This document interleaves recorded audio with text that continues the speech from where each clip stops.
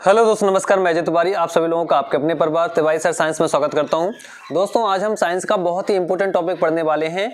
फिलहाल ये टॉपिक में आपने इसके न्यूमेरिकल कभी नहीं पढ़े होंगे, क्योंकि बहुत कम बुकों में इसके न्यूमेरिकल मिलेंगे। टॉपिक का नाम है रिफ्रैक्शन ऑफ लाइट, प्रकाश का अपवर्तन।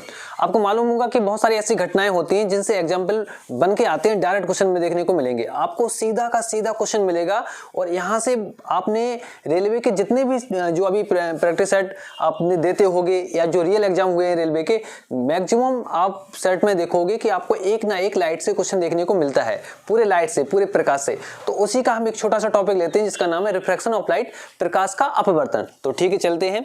टॉपिक ऑप्टिक्स जो हमारा चैप्टर है उसमें है प्रकाश का अपवर्तन। ठीक है, अपवर्तन का मतलब होता है रिफ्रैक्शन। तो इसके देखना मैं आपको जितने भी क्वेश्चन बन सकते हैं वो सारे बताने वाला हूं एक एक करके। सबसे पहला क्वेश्चन इसकी हम बात करते हैं कि कैसा रिफ्रैक्शन होता है। देखिए, यहाँ पर दो माध्यम लेके चलते हैं कि जब प्रकाश जो है, लाइट है, एक माध्यम से दूसरे माध्यम में इंटर करता है तभी प्रकाश का अपवर्तन होता है, जिसे हम बोलते हैं रिफ्रैक्शन या अपवर्तन। ठीक है, रिफ्लेक्शन से कंफ्यूज मत होना। रिफ्लेक्शन मतलब होता है परावर्तन और रिफ्रैक्शन मतलब होता है अपवर्तन। तो यहाँ हम बात कर रहे हैं अपवर्तन की। अब यहाँ दो माध्यम है, मान लेते हैं ये ऊपर वाला माध्यम है जिसे हम बोलते हैं एयर, वायु है, और नीचे वाला माध्यम है वाटर। ठीक है, ये पानी भरा हुआ है यहाँ पर। ठीक है, यहाँ मान लेते हैं पानी है। ठीक है, अब यहाँ पर मैं बात करता हूँ कि एक माध्यम होता है डेंसर मीडियम कह सकते हैं, एक को रेयर मीडियम कह सकते हैं। ये आपको मालूम होगा, सघन माध्यम और विरल माध्यम। ठीक है, तो वाटर और यहाँ पर वाटर है, यहाँ एयर है, मतलब पानी जो होता है वो हम डेंसर मीडियम कहते हैं इसको, या हम बोल सकते हैं हिंदी में सघन माध्यम।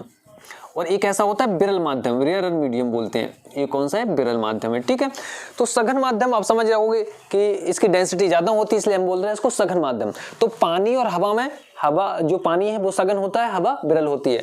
अगर हम हवा और कांच को लेके चलेंगे तो हवा और कांच में जो जैसे हवा और पानी लेके चल देते हैं, तो देखो यहाँ पे क्या है, हवा और पानी है। ये पानी की जगह हम यहाँ पे पानी और कांच लेके चलेंगे तो यहाँ कांच जो हो जाएगा वो सघन माध्यम हो जाएगा और यहाँ पानी जो हो जाएगा विरल माध्यम।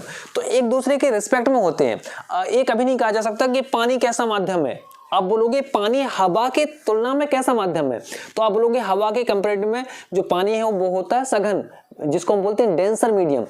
लेकिन कांच की या गिलास की तुलना में, जो गिलास से अगर हम कंपेयर करेंगे वाटर का, तो जो वाटर हो जाएगा वो हो जाएगा विरल माध्यम या रेयर मीडियम, क्योंकि कांच जो है और इसमें इसकी डेंसिटी ज्यादा होती है इसकी तुलना में। तो एक दूसरे कंपैरिजन में बोला जाता है कि कौन सा माध्यम सघन है, कौन सा माध्यम विरल है। तो अभी हम वायु और पानी की तुलना करते हैं तो समझ गए होंगे आप कि जो वायु होती है वो विरल माध्यम होती है और जो यहाँ पर वाटर है, पानी है, वो सघन माध्यम है। अब इसका रूल जो कहता है, अपवर्तन के दो नियम हैं। ठीक है, तो आपको पहले तो नियम याद रखनी है, बिल्कुल सीधे नियम याद रख लें। जो क्वेश्चन यहाँ से जैसे तो स्नेल का नियम बनता है ज्यादातर, लेकिन आप डायरेक्ट याद कर लो। पहला जो नियम और दूसरा नियम, दो नियम है। नियम से क्वेश्चन बनता है, लेकिन इसके दो जो पॉइंट हैं डेफिनेशन के, वहां से भी क्वेश्चन देखने को मिलता है। इसके बाद इसके जो न्यूमेरिकल बनेंगे, एग्जाम्पल बनेंगे, वो सब हम देखने वाले हैं करके। तो पहला आपको देखो, यहाँ पे जब भी कोई प्रकाश की किरण यहाँ पे आएगी तो यहाँ तो वायु है, माध्यम सेम है, सेम मीडियम है, तो बिल्कुल सीधी आएगी। यहाँ पे त्रिची दिख रही होगी आपको, हो सकता है मेरे बनाने से, लेकिन मान लो बिल्कुल सीधी आ रही है यहाँ पे। ठीक है, यहाँ पे सीधे है। लेकिन पानी में जब ये यहाँ पर यहाँ पे पानी का क्या है, एक तल आ गया, बिल्कुल पानी की लेयर आई, जैसे पानी में इंटर करेगी तो क्या होता है, जब कोई प्रकाश के किरण विरल माध्यम से सघन माध्यम में प्रवेश करती है तो वो जो नॉर्मल होता है या टेंजेंट होता है, अभिलंब की ओर झुक जाती है। मतलब ये सीधी नहीं निकलेगी, वैसे निकलना चाहिए था इसको ऐसे सीधे, लेकिन क्या है, अभिलंब जो टेंजेंट है ये इसकी तरफ झुक जाएगी ऐसी। तो आपको ये पॉइंट याद रखना है कि जब कोई प्रकाश की किरण विरल माध्यम से सघन माध्यम में आती है तो अभिलंब उसको खींच लेता है। सघन है, डेंसर है, पावरफुल है, तो अपनी ओर खींच लेगा उस किरण को। तो अभिलंब सीधी नहीं मुड़ के वो अभिलंब की ओर झुक जाती है। लेकिन ऐसे उल्टा होता है कि मान लो यहाँ पर जब कोई प्रकाश की किरण सघन माध्यम से विरल माध्यम में जाती है तो अभिलंब से दूर हट जाती है। तो आपसे क्वेश्चन डायरेक्ट पूछते हैं कि, है ना, तो दोनों चीज याद रखना है। क्या क्या कि जब कोई प्रकाश की किरण विरल से सघन में जाएगी, सघन है, डेंसर मीडियम है, पावरफुल है, तो अभिलंब की ओर झुक जाएगी। तो जब कोई प्रकाश की किरण विरल माध्यम से सघन माध्यम में जाती है तो अभिलंब की ओर झुक जाती है, और जब कोई प्रकाश की किरण सघन माध्यम से विरल माध्यम में जाती है तो अभिलंब से दूर हट जाती है। ये दो इसकी परिभाषा के पॉइंट है जहां से क्वेश्चन देखने को मिलता है। ठीक है, अब हम नियम की बात करते हैं। तो नियम क्या है? पहला नियम ये कहता है कि इसको बोलते हैं इंसिडेंट रे या रे ऑफ इंसिडेंट, या हम बोलते हैं आपतित किरण। ये कौन सी है? अपवर्तित किरण। तो हम बोलेंगे आपतित किरण अपवर्तित किरण और आपतन बिंदु पर अभिलंबित तीनों एक ही तल में होते हैं। लिखते जाओ, देखो मैं कम समय में ज्यादा बताना चाहता हूं। तो एक पॉइंट पहला हो जाएगा, ये क्या है, नियम है अपवर्तन के। तो आपतित किरण, अपवर्तित किरण और आपतन बिंदु पर अभिलंब तीनों एक ही तल में होते हैं और इसको बोलते हैं आपतन कोण। ये जिसको आई से रिप्रेजेंट कर देते हैं इसको बोलते हैं अपवर्तन कोण, एंगल ऑफ इंसिडेंट और एंगल ऑफ रिफ्रैक्शन। तो सेम आपको दूसरा नियम कहता है कि आपतन कोण और अपवर्तन कोण की ज्या का अनुपात एक नियतांक होता है जिसे पहले माध्यम के सापेक्ष दूसरे माध्यम का अपवर्तनांक कहा जाता है। तो आप बस इतना याद रखो कि इसको बोलते हैं म्यू से रिप्रेजेंट करते हैं, म्यू बराबर sine I upon sine R. अब इसके बारे में मैं इतना ज्यादा बताऊंगा आपको कि कभी कोई क्वेश्चन गलत नहीं हो सकता। कब? लेकिन सेकंड वीडियो में, जिसमें हम पढ़ेंगे म्यू के बारे में या रिफ्रैक्टिव इंडेक्स के बारे में, जिसे अपवर्तनांक कहा जाता है। किसका अपवर्तनांक कितना होता है, सारे अपवर्तनांक हम पढ़ेंगे, डायमंड से लेके बहुत सारे अपवर्तनांक। फिर जिसके न्यूमेरिकल भी क्वेश्चन है, तो ये मान लीजिए 40-45 मिनट का एक खुद का टॉपिक है। अगर हम इस पर चर्चा करेंगे कि किसके बढ़ने पे बढ़ता है, किस कलर का अपवर्तनांक ज्यादा होता है, वो थोड़ा सा ज्यादा हो जाएगा। बस अभी याद रखो, ठीक है। तो ज्या मतलब होता है साइन, ठीक है। तो आपतन कोण, अपवर्तन कोण की ज्या का अनुपात एक नियतांक होता है जिसे पहले माध्यम के सापेक्ष दूसरे माध्यम का अपवर्तनांक कहा जाता है। इसे म्यू से रिप्रेजेंट करते हैं। बस इतना आपको सीखना है, ठीक है। फिर भी आपको, अब हम बात करते हैं, यहाँ पे हो गए, अब इसके नियम भी हो गए, इसकी परिभाषा में हमने पढ़ लिया, ठीक है। सघन से विरल में जाएगी तो सघन से विरल में जाएगी तो दूर हटेगी अभिलंब से, और विरल से सघन में जाएगी तो अभिलंब की ओर मुड़ जाती है। वो परिभाषा हो गई, नियम हो गया दोनों। अब हम बात करते हैं परिभाषा नियम के बाद उदाहरण की। तो उदाहरण भी बहुत इंपॉर्टेंट है, आपको सीधे एग्जाम्पल याद रखने 5-6 इसके एग्जाम्पल, ठीक है।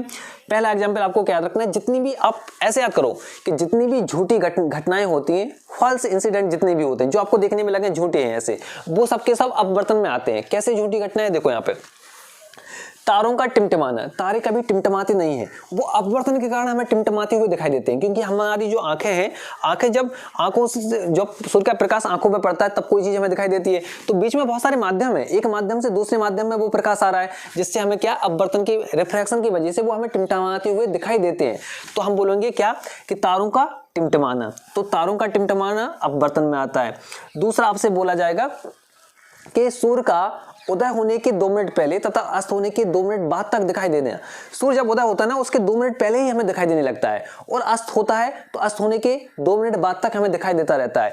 वैसे तो उदय अस्त कभी होता नहीं है, सूर्य कभी अस्त नहीं होता है, हमेशा उदय ही बना रहता है। लेकिन आपको मालूम होगा सर्कुलेशन है ना, जो अर्थ का सर्कुलेशन होता है उस हिसाब से वो अलग बात है। लेकिन क्वेश्चन जो आपको आएगा कि बताइए सूर्य के उदय होने के 2 मिनट पहले तथा अस्त होने के 2 मिनट बाद तक दिखाई देना किसका एग्जाम्पल है, तो आप बोलोगे अपवर्तन का, ठीक है। और तारों का टिमटिमाना अपवर्तन का, लेकिन हीरे का चमकना वो आपको मैंने बताया था वो इसका नहीं है, ठीक है। वो आता है टोटल इंटरनल रिफ्लेक्शन, पूर्ण आंतरिक परावर्तन, ठीक है। और ये दोनों हो गए एग्जाम्पल। लेकिन अगर आए सूर्य का उदय और अस्त होते समय लाल दिखाई देना, तो वह है प्रकाश के प्रकीर्णन का। लेकिन अभी हमने क्या बोला, इसके ध्यान रखना, यहाँ पे कंफ्यूजन हो जाती है, इसलिए दोनों बता रहा हूँ, ठीक है। तो ये दोनों आपको लिख लो। पहला क्या लिखा है कि तारों का टिमटिमाना। दूसरा एग्जाम्पल, सूर्य का उदय होने के 2 मिनट पहले तथा अस्त होने के 2 मिनट बाद तक दिखाई देना। तीसरा एग्जाम्पल आपको तीसरा, चौथा, इन दोनों को साथ में, पांचवा, छठवां, इन दोनों को साथ में याद करना है, ठीक है। तो तीसरा चौथा क्या है यहाँ पर, इसको याद रखना कि आपने देखा होगा, जैसे मान लेते हैं बकेट है, बाल्टी है, यहाँ इसमें पानी भर के आप देखना, पानी भर दोगे यहाँ पर, और यहाँ पे कुछ भी डाल के देना है, सिक्का डाल दिए, सब कुछ करो अपने, इसी पे न्यूमेरिकल है, इसी पे न्यूमेरिकल है जो मैं अभी बताने वाला हूँ, ठीक है। यहाँ पे मान लेते हैं आपने सिक्का डाल दिया यहाँ पे, तो सिक्का होगा क्या कि जब भी आप देखोगे तो ये सिक्का आपको ऊपर दिखाई देगा। कहाँ दिखाई देगा, अपने तल से थोड़ा सा ऊपर दिखाई देता है। जितनी गहराई में ये है वास्तव में उतनी गहराई पे ना दिखाई देके थोड़ी सी कम गहराई पे दिखाई देता है, ऐसे दिखाई देगा, ठीक है। तो ये होता क्यों है, क्योंकि प्रकाश के अपवर्तन के कारण। यहाँ ऊपर है वायु, एक अलग माध्यम है, और यहाँ पर है पानी, ये अलग माध्यम है। तो जब प्रकाश की किरण एक माध्यम से दूसरे माध्यम में जब भी प्रवेश करेगी, वहां अपवर्तन की घटना ऑटोमेटिक ही हो जाती है। तो आप बोलोगे कि पानी में पड़े हुए सिक्के या पानी में पड़ी हुई मछली का अपने तल से ऊपर उठाए हुए दिखाई देना, ये दोनों अलग अलग आते हैं। तो पानी में, इसलिए हमने दोनों को साथ में किया कि पानी में पड़े हुए सिक्के का या पानी में पड़ी हुई मछली का अपने तल से ऊपर उठा हुआ दिखाई देना। ये दोनों के दोनों आपको याद रखना, ठीक है। सिक्के का और मछली का अपने तल से ऊपर उठा हुआ दिखाई देना। नेक्स्ट आता है एक छड़ वाला या पेंसिल वाला, कि मान लेते हैं बकेट है, इसमें आप डाल के देखना, आपने अगर ऐसी छड़ डाली कोई भी सीधी या पेंसिल डाल दी तो वो ऐसी नहीं दिखाई देगी, आप ऐसे गिराओगे उसको, लेकिन वो होनी तो यही ऐसी होगी वो वास्तव में, लेकिन दिखाई देगी आपको इस टाइप से, ठीक है, तिरछी दिखाई देती है। तो पानी में पड़ी हुई पेंसिल का या पानी में पड़ी हुई किसी छड़ का तिरछा दिखाई देना, तो आप बोलोगे पानी में पड़ी हुई दिख रहा है कि नहीं। आप लिख लेना 5वां पॉइंट कि पानी में पड़ी हुई पेंसिल या पानी में पड़ी हुई मछली का पेंसिल या छड़ का तिरछा दिखाई देना। 2 एग्जाम्पल, पानी में पड़े हुए सिक्के का या पानी में पड़ी हुई मछली का अपने तल से ऊपर उठाए दिखाई देना। 2 एग्जाम्पल, टोटल 4 एग्जाम्पल हो गए। 5वां, तारों का टिमटिमाना, 5वां एग्जाम्पल, और सूर्य का उदय होने के 2 मिनट पहले तथा अस्त होने के 2 मिनट बाद तक दिखाई देना। 6 एग्जाम्पल हो गए टोटल। 7वां आपको ये भी याद रखना कि सूर्य की वास्तविक स्थिति आभासी स्थिति से भिन्न होना, मतलब तारों की मतलब क्या हुआ कि तारे वास्तव में कहीं, जैसे आपको यहाँ दिख रहे हैं, आपने ऊपर आकाश में देखा, आसमान में आपको तारा दिखा कि ये है तारा, लेकिन वो आपको गलत दिख रहा है, वास्तव में वो आसपास है, थोड़ा सा पास में है, लेफ्ट साइड। तो आप क्या बोलोगे, सूर्य की वास्तविक स्थिति आभासी स्थिति से अलग होना। जो आभासी स्थिति आपको दिख रही है वो नहीं है, वो वास्तविक कहीं और है, पास में है थोड़े से। तो ये चीज आपको अपवर्तनीकरण रियल में दिखता नहीं है वो, उस वजह से, ठीक है ना। तो याद रखो। तो सूर्य के ना क्या, तारों की बात करो, मैं फिर से बोल रहा हूँ। तो तारों के बारे में 2 चीज याद रखना है कि तारों का टिमटिमाना भी अपवर्तन में आता है और तारों की आभासी स्थिति वास्तविक स्थिति से जो अलग होती है वो भी अपवर्तन में आता है, ठीक है। मछली और सिक्के का याद रखना, अपनी तल से ऊपर उठा दिखाई देना, छड़ और पेंसिल का तिरछा दिखाई देना, ये हो गया, ठीक है। नियम भी हो गए इसके, दोनों परिभाषा भी हो गई और एग्जाम्पल भी हो गए। अब हम इसके बात करते हैं किसकी, इसके न्यूमेरिकल की। प्रकाश का अपवर्तन के न्यूमेरिकल कैसे आते हैं, ठीक है। तो चलो चलते हैं, अब हम न्यूमेरिकल देखते हैं। तो न्यूमेरिकल देखने से पहले मैं आपको अपवर्तनांक, रिफ्रैक्टिव इंडेक्स कुछ की याद करा देता हूँ। आपको क्या याद रखना है, जैसे निर्वात जो होता है, जहाँ पे वायु भी ना हो उसे बोलते हैं निर्वात। तो निर्वात का जो अपवर्तनांक होता है, जिसको हम म्यू से रिप्रेजेंट करते हैं, वो होता है 1। अगर हम वायु की बात करते हैं कि वायु का अपवर्तनांक कितना होता है, तो आप बोलोगे 1.0003। 3 के पहले 3 जीरो है, याद, जिससे याद हो जाएगा। तो वायु निर्वात का हो गया, वायु का हो गया। अब हम पानी की बात करेंगे, पानी का अपवर्तनांक कितना होता है, तो पानी का अपवर्तनांक या तो आप 4/3 याद रख लो, या फिर इसको बोल सकते हैं 1.33, इस टाइप से, ठीक है। तो पानी का अपवर्तनांक हो गया, वायु का हो गया, निर्वात का हो गया। अगर हम बात करते हैं कांच की, कि बताइए कांच का अपवर्तनांक कितना होगा, तो वो होता है 1.5। कितना होता है, 1.5, ठीक है। और अगर हम बात करते हैं सिलिकॉन की, सिलिकॉन या जर्मेनियम, ठीक है, सिलिकॉन और जर्मेनियम, सिलिकॉन का होता है 3.8 और जर्मेनियम का 4 होता है, ठीक है। इसमें अगर हम बात करते हैं डायमंड की, तो 2.42, ये डायमंड का भी याद रख लेना, अभी याद आ गया मुझे, डायमंड, ठीक है। तो डायमंड का अपवर्तनांक होता है 2.42, 2.42। तो आपको याद क्या करना है, डायमंड का, ये सिलिकॉन और जर्मेनियम का, सिलिकॉन का 3.8, जर्मेनियम का 4 होता है, लेकिन याद क्या करना है, एक तो डायमंड 2.42, कांच 1.5, पानी 1.33, या फिर लेकिन पानी का 4/3 याद कर लेना, ज्यादा आसान है जब हम कैलकुलेशन करेंगे। और वायु का 1.0003, निर्वात का 1। बहुत सारे लोग वायु का निर्वात का सेम लेके चलते हैं, क्योंकि 1.0003 और 1 में कोई ज्यादा डिफरेंस नहीं है, इसलिए आप 1 भी यूज कर सकते हो, लेकिन एक्यूरेट इतना होता है, निर्वात का होता है 1, ठीक है। ये हो गया। अब देखो यहाँ पे क्वेश्चन कैसे आता है। जो क्वेश्चन एग्जैक्ट में आया था उसमें एक्स वाई वैल्यू ली गई थी, वही मैं बता देता हूँ, उससे आपको बहुत सारे क्वेश्चन करा दूंगा बाद में। क्वेश्चन इस टाइप का था कुछ, देखो यहाँ पे पहले तो ये अभी मैंने आपको क्वेश्चन कराया था, बताया भी था कि अगर एक बकेट है, एक बाल्टी है, ठीक है, बाल्टी में कुछ भरा हुआ है, मान लेते हैं पानी भरा है, ठीक है, कुछ भी लिक्विड हो सकता है, कोई भी, यहाँ तक भरा है ये पानी, ठीक है, समझ गए हो गया। पूरी बनाने की मुझे जरूरत नहीं है, कैसी बनेगी, ये बाल्टी बन गई, ठीक है। अब आप इतना देखो इसको कि अभी मैंने बोला कि होता क्या है कि पानी में पड़ा हुआ या बाल्टी में पड़ा हुआ सिक्का या कुछ भी मछली अपने तल से कुछ ऊपर उठी हुई दिखाई देती है।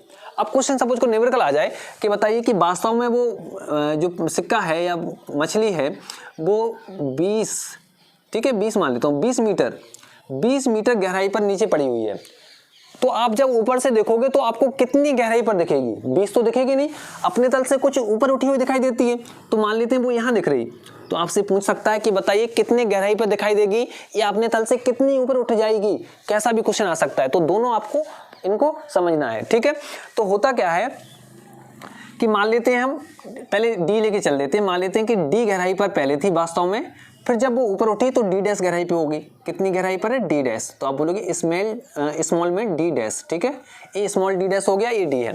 तो ये कितनी ऊपर उठ जाती है अपने तल से, ये आपको ज्ञात करना है, ठीक है। तो होता क्या है कि जो डी डैश आभासी स्थिति अगर हम बोलें, या फिर हम बोलेंगे आभासी गहराई, आभासी गहराई कितनी होगी, जिसको हम बोलेंगे डी डैश, उसका मान होगा डी बटे रिफ्रैक्टिव इंडेक्स ऑफ मीडियम, ठीक है। इतना होता है कि आभासी गहराई कितनी होगी, मतलब जो आभासी गहराई, वास्तविक गहराई तो डी थी, यहाँ पे है वास्तव में सिक्का, लेकिन आभासी कितना होगा, वो कितना ऊपर अपने तल से ऊपर उठ जाएगा या कितनी गहराई पर दिखेगा, तो वो आप निकालोगे। जो आभासी गहराई होगी वास्तविक गहराई में इसके अपवर्तनांक से भाग दे दिया जाता है, बस इतना होता है, ठीक है।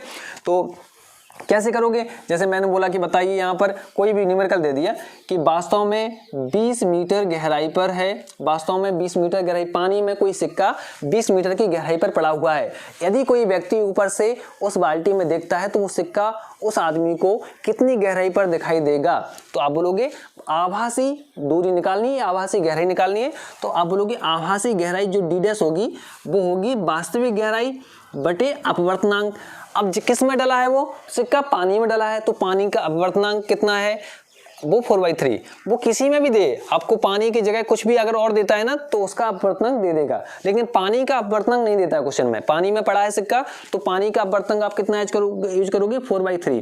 जब 4/3 यहाँ यूज करोगे तो यह कैसा हो जाएगा, जस्ट अपोजिट हो जाएगा। तो यहाँ पे इतना हो जाएगा 20 × 3/4, 4 पंचे 20, 5 थी 15। तो देखो यहाँ पे 15 मीटर, वास्तव में कितनी थी, वो 20 मीटर गहराई में थी, जो सिक्का था वो 20 मीटर की गहराई पे था, लेकिन 20 मीटर की गहराई पे था वास्तव में, लेकिन जब किसी व्यक्ति ने ऊपर से देखा उस सिक्के को तो कितना दिखाई देगा, तो आप बोलोगे वो दिखाई देगा यहाँ पर 15। कितना दिखाई देगा, 15, ठीक है। इतना आपको याद रखना, डी डैश बराबर डी अपॉन म्यू, इससे आप निकाल सकते हो, जिससे आंसर आ जाएगा 20 था, 20 अपॉन 4/3, तो आंसर कितना आ जाएगा 15 आ जाएगा, ठीक है। इतना आपको याद करना है, ये बस फॉर्मूला याद रखना है कि आभासी गहराई बराबर वास्तविक गहराई बटे माध्यम का अपवर्तनांक, ये आपको याद ही करना है। सेम ऐसी कंडीशन अगर वो ऐसा दे दे कि सपोज करो ये मछली है, ये कोई समुद्र है, ठीक है, इसमें समुद्र में मछली पड़ी है वास्तव में 20 मीटर की गहराई पर, ठीक है। ये आकाश में यहाँ पर मान लेते हैं 40, ठीक है, यहाँ से यहाँ तक कितनी 40 मीटर ऊपर कोई पक्षी उड़ रहा है ऐसा, ठीक है, इस तल से 40 मीटर ऊपर। तो पहले तो एक बात फिर नोटिस करना है यहाँ पर और समझना कि जो कोई भी पानी के अंदर है तो वो अपने तल से कुछ ऊपर उठा हुआ दिखाई देता है, लेकिन आकाश में अगर आसमान में कोई है और हम किससे देखें, पानी से देखें, पानी के अंदर से देखें और वायु में कोई पक्षी उड़ रहा है, मान लेते हैं आप गोताखोर हो, आप पानी के अंदर हो और आप पक्षी को देखोगे तो आकाश में जिस ऊंचाई पर है वो अपने तल से ज्यादा और ऊपर दिखाई देगा, वो और ऊपर दिखाई देगा, और ये थोड़ा कम हो जाती है, इसकी हाइट जितनी होती है उससे कम हो जाती है अगर हम ऊपर से इसको देखें। जबकि पानी से हम किसी आसमान में देखें तो उसकी जो ऊंचाई वास्तव में हाइट जितनी होगी उससे ज़्यादा दिखाई देगी।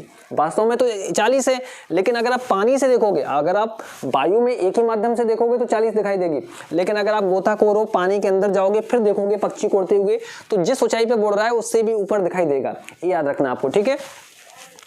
तो आप क्या बोलोगे यहाँ पर, ठीक है, यहाँ पे तो कैसे दिखाई देगा वो भी समझ लो। यहाँ पर इसमें हमने म्यू से भाग दिया था, उसमें हम म्यू से गुणा कर देते हैं, ठीक है। क्या करेंगे हम कि आभासी अगर हम ऊंचाई की बात करते हैं कि वास्तविक ऊंचाई h है और आभासी ऊंचाई हो जाती है मान लेते हैं h डैश, कितनी हो जाती है h डैश, तो हम बोलेंगे कि जो h डैश होगी वो h में हम म्यू का मल्टीप्लाई कर देते हैं। अगर कोई व्यक्ति पानी से आसमान में उड़ती हुए पक्षी को देखेगा और आसमान में उड़ती हुई पक्षी की वास्तविक ऊंचाई जो है वो h है, तो जो व्यक्ति पानी के अंदर से देख रहा है उसको कितनी ऊंचाई पर दिखाई देगा, तो आप बोलोगे h डैश ऊंचाई पर दिखाई देगा, जो कि h डैश h से भी ज्यादा होगी, जो h डैश का मान है वो h से भी ज्यादा होगा, तो h डैश बराबर h इंटू म्यू हो जाता है, ठीक है। इसमें क्या हो जाएगा, इसमें ज्यादा हो जाएगी जो आभासी ऊंचाई है, इसको बोलेंगे आभासी ऊंचाई, ये है वास्तविक ऊंचाई।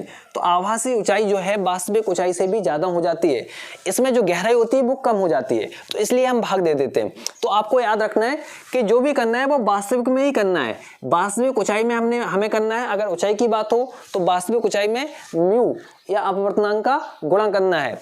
अगर गहराई की बात हो तो वास्तविक गहराई में हमें म्यू का या अपवर्तनांक का भाग देना है। ये दोनों क्या वास्तविक में ही होता है, बस ऊंचाई होती है बढ़ जाती है, जबकि गहराई जो होती है वो कम हो जाती है। ये आपको याद रखना है, ठीक है। तो अब इसको बताओ, यहाँ पर देखो कितना सिंपल है। अब हम बात करते हैं, सपोज करो आप गोताखोर हो, आप पानी में 20 मीटर की गहराई पर हो, इसको ऐसे कर देते हैं, ठीक है। आप गोताखोर हो, आप पानी में 20 मीटर की गहराई पर हो, यहाँ पर, और आपने देखा कि वास्तव में 40 मीटर की ऊंचाई पर एक पक्षी उड़ रहा है, ठीक है। आपने यहाँ से देखा तो आपको कितनी दूरी पर, आपसे कितनी दूरी पर उड़ते हुए दिखाई देगा। तो आप क्या बोलोगे कि वास्तव में देखो, आप इस माध्यम में हो, पानी के माध्यम में हो, तो पानी के माध्यम में आपको ये तो टोटल 20 ही दिखाई देगी। जिस माध्यम में आप हो उस माध्यम में तो टोटल वही दिखाई देता है फिक्स। तो यहाँ पर आप हो तो आपको ये 20 ही दिखाई देगा। लेकिन बात आती है यहाँ पर, ये दूसरा माध्यम आ जाएगा, तो दूसरा माध्यम आ जाएगा तो यहाँ पे कितना है, वैसे तो 40 है वास्तव में, लेकिन हमें आभासी ऊंचाई देखना है कि हमें कितना दिखाई देगा। वैसे तो टोटल 60 है इन दोनों की। आप गोताखोर हो, आप यहाँ पर हो, पक्षी यहाँ उड़ रहा है, आप यहाँ से इसको देखोगे तो वास्तव में कितना है, 40 20 60 है। तो आंसर 60 नहीं होगा, 60 से थोड़ा सा ज्यादा होगा। तो आपको वैसे ही इतना अंदाजा लगाना है, ठीक है, कि 60 ना होगा, 60 से थोड़ा सा ज्यादा होगा। अगर आप इस पक्षी को देख रहे हो तो आंसर 60 से ज्यादा होगा। कितना ज्यादा होगा, तो आप बोलोगे सर ये तो 20 फिक्स रहेगा, क्योंकि इसी माध्यम से हम देख रहे हैं, तो 20 में कोई बदलाव नहीं आएगा, क्योंकि हम पानी में ही है और पानी की गहराई 20 ही रहेगी। लेकिन ये जो ऊंचाई है वो बदल जाएगी, थोड़ी सी ज्यादा हो जाएगी। कितनी ज्यादा हो जाएगी, तो आप बोलोगे सर जो आभासी ऊंचाई रहेगी वो वास्तविक ऊंचाई है 40, ठीक है, वास्तविक ऊंचाई है 40। तो इसमें हमें आभासी ऊंचाई निकालने के लिए इसमें अपवर्तनांक का गुणा करना पड़ेगा। सेम अपवर्तनांक, पानी का ही अपवर्तनांक लेंगे दोनों तरफ, ठीक है। इसमें भी हमने पानी का लिया था, इसमें भी लेंगे पानी का ही लेंगे। तो यहाँ पर हम क्या करेंगे, 4/3 का हम क्या कर देंगे, मल्टीप्लाई कर देंगे, ठीक है। ये कैलकुलेशन थोड़ी सी वैसे हो जाएगी, 160/3 करके हम कैलकुलेशन कर सकते हैं, ठीक है। और नहीं तो आप 30 मान लोगे तो कैलकुलेशन ये सिंपल हो जाएगी, और आपका जो डाटा रहेगा वो ऐसा ही रहेगा जिसमें आपकी कैलकुलेशन बिल्कुल सिंपल हो। तो आपने बोला कि आभासी ऊंचाई बराबर वास्तविक ऊंचाई गुणित म्यू का मान है 4/3। अब 4/3 में आप यहाँ पे 3 से डिवाइड करोगे तो 10 आ जाएगा, मतलब 40।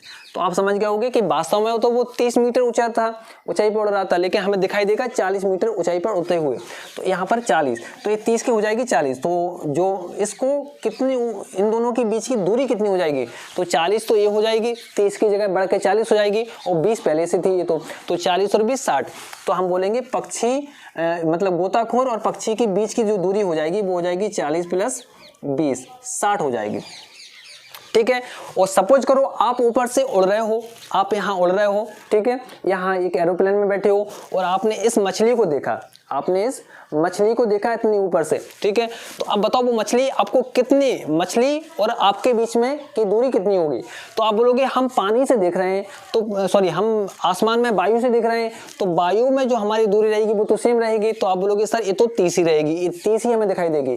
लेकिन ये जो है वो कम हो जाएगी, क्योंकि हम वायु से पानी में देख रहे हैं तो कम हो जाएगी, गहराई कम हो जाएगी। कितनी कम होगी मैंने बोला, तो आप बोलोगे वास्तव में कितनी है, मैंने कहा 20 मीटर गहराई है। तो आप बोलोगे 20 मीटर गहराई है वास्तव में, इसमें कम कितनी हो जाएगी, कम होगी कितनी होगी, तो आप बोलोगे म्यू का भाग दे दो। म्यू मतलब 4/3, तो 4/3 का हम भाग देंगे तो 20 × 3/4 हो जाएगा। 4 मतलब 15, तो ये 15 बचेगी, अभी हमने किया। तो 20 की जगह ये हमें सपोज करो यहाँ देखेगी इतनी हो जाएगी, यहाँ तक 15। तो 30 तो पहले से थी, 15, 20 की जगह 15 हमें दिखाई देगी ऊपर से जब हम देखेंगे। तो 30 और 15 हो जाएगी 45। वास्तव में थी 50, लेकिन दिखाई देगी, वास्तव में इन दोनों के बीच की दूरी थी 50, लेकिन जब हमने एरोप्लेन से इसको देखा, इस सिक्के को या इस मछली को देखा, तो 50 की जगह वो हमें हमारे बीच की दूरी दिखाई देगी हमें 45 ही। 30 और 15 कितनी 45। जबकि ये कितनी थी, ये वास्तव में थी 30 और 20 50 वास्तव में थी, लेकिन जब हमने पानी से देखा, गोताखोर बन के पानी से उस पक्षी को देखा तो हमें दिखाई दिया कितना, 50 का 60 हो गई, दूरी होगी 60, जबकि ऊपर से देखा तो 50 के हो गए 45। तो ये चीजें आपको याद रखना है। बिल्कुल यहाँ से क्वेश्चन देखने को, छोटे छोटे क्वेश्चन पिछली बार रेलवे में यहाँ से क्वेश्चन देखने को मिला था, ठीक है, और बहुत कम बुकों में मिलते हैं इनके, क्योंकि रेयर केस में आते हैं, लेकिन इतने सारे सेट बनते हैं, जब आपको मालूम है 2-3 महीने पेपर चलने वाला है तो सभी सेट में कहाँ से क्वेश्चन लेके आएंगे। तो ऐसे ऐसे क्वेश्चन देखने को मिले थे, लेकिन उसमें बस एक्स और वाई लिख दिया था उनने, वो कैसे लिखा था वो भी मैं बता देता हूँ।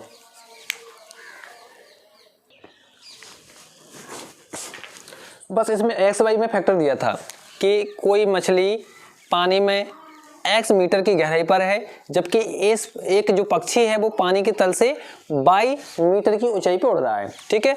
अगर ये पक्षी जो है इस मछली को देखेगा तो देखने पर इस पक्षी को इस पक्षी और इस मछली के बीच की जो दूरी होगी वो कितनी होगी, तो मैंने बोला ये कितनी होगी, जो x नहीं, x से कुछ कम होगी। और कितनी कम होती है, इस माध्यम के अपवर्तनांक से भाग दे देते हैं। तो हम बोलेंगे पक्षी और मछली के बीच की दूरी कितनी होगी, जब पक्षी मछली को देख रहा है उस कंडीशन में कितनी होगी, तो आप बोलोगे बाई तो सेम रहेगी, प्लस x में हमें भाग देना पड़ेगा इस माध्यम के अपवर्तनांक का, ये रहेगी पक्षी और मछली के बीच की दूरी जब इसने देखा इसको। तब अगर मैं बात करता हूँ, ठीक है, ये मछली देख रही है इस पक्षी को, ये मछली देख रही है इस पक्षी को, तब इनके इस मछली को कितनी दिखाई देगी, इन दोनों के बीच की दूरी। अभी तो पक्षी को दिखाई दी दूरी इतनी, अगर मछली देखे तो कितनी दिखाई देगी, तो आप बोलोगे अगर मछली देखती है तो मछली को x तो सेम दिखाई देगी, x में कोई परिवर्तन नहीं होगा, लेकिन जो बाई दूरी है ये थोड़ी बढ़ती हुई दिखाई देगी, बढ़ जाएगी। तो कितनी बढ़ेगी आप तो बोलोगे बाई में बस अपवर्तनांक का गुणा कर दो, इतनी बढ़ जाएगी। तो जो मछली है उसको दूरी इतनी दिखाई देगी। इसमें जो भी डाटा हो वो उसको आप पुट कर लेना, आपका आंसर आ जाएगा। इतना सा क्वेश्चन है। तो thank you for watching video. मुझे लग रहा था कि आपको समझाना थोड़ा सा कठिन हो सकता है, क्योंकि नई चीज़ें हैं कि कैसे हम समझाएं उनको, लेकिन अब आपको समझ में आ गया होगा। तो बताइए कमेंट करके किस किस को समझ में आया पूरा। ये नया कॉन्सेप्ट है और आपको रेलवे में पिछली बार यहाँ से क्वेश्चन देखने को मिले थे, सेम क्वेश्चन आया था ये वाला, ठीक है, एक्स वाई की टर्म में। उसको आप कैसे भी आ सकता है, वो हो सकता है बिल्कुल नॉर्मल क्वेश्चन दे दे संख्याओं के रूप में, तब आपको समझ में नहीं आएगा। इसलिए मैंने आपको ये सब बताया है, एक्स वाई की टर्म में भी बता दिया और वैसे भी बता दिया। तो thank you for watching video. अब मैं चलता हूँ, कमेंट करके जरूर बताना कि समझ में आया कि नहीं आया है। इसके बाद मैं रिफ्रैक्टिव इंडेक्स का एक नया वीडियो लेके जल्दी ही आऊँगा। Thank you.